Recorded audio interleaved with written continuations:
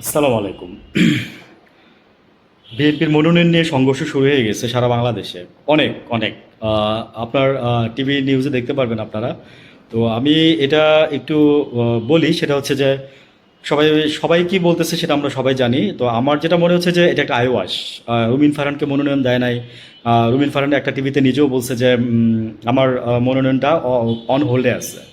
আর এদিক দিয়ে আপনার এই যে মুরাদ নামে একজন আপনার এই যে সরি আপনার কামাল জামান মোল্লা আপনার মুরাদ ইয়ার এক আসনের আপনার মাদারীপুরের এক আসন, সরি।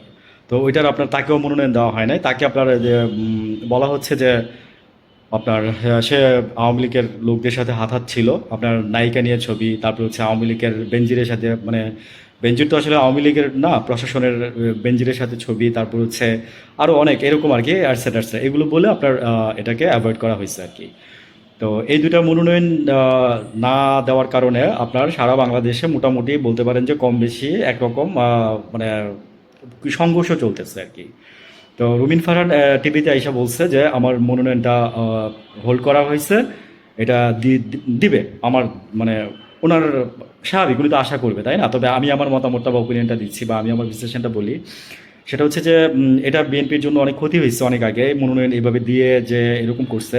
আর দ্বিতীয় নম্বর কথা হচ্ছে যে আমার কেন জানি মনে হচ্ছে যে দেখেন ওইদিকে ওই যে ফজলুল, ওই যে মানে যাকে পাগল বলে মানুষ আর কি, ওনাকে দিচ্ছে। আবার এদিক দিয়ে রুমিন ফারহান এত মানে ইয়া হওয়ার কারো পরও তাকে দেয় নাই, বা অন হোল্ডে রাখছে। তো আমার সব কিছুই মনে হচ্ছে কি জানেন, যে আই ওয়াশ। তো রুমিন ফারহানকে দেখবেন যে লাস্টে একটা মনোনয়ন অবশ্যই দিবে, মনোনয়ন দিবে। রুমিন ফারহান বলছে না যে অন হোল্ডে রাখছে। তো আসলে কি ভাই, আমরা তো বললাম না যে আমরা তো ওই নাটকের দর্শক, বুঝছেন, আমরা হচ্ছি নাটকের দর্শক। তো আমরা নাটক দেখি, দেখতে থাকি। আর হচ্ছে আমাদের নিজেদের ব্রেন দিয়ে আমরা একটু চিন্তা করি, ঠিক আছে। আমার মনে হয় এটাই বেটার ভাই। আর আমার কাছে সবই মনে হচ্ছে আই ওয়াশ।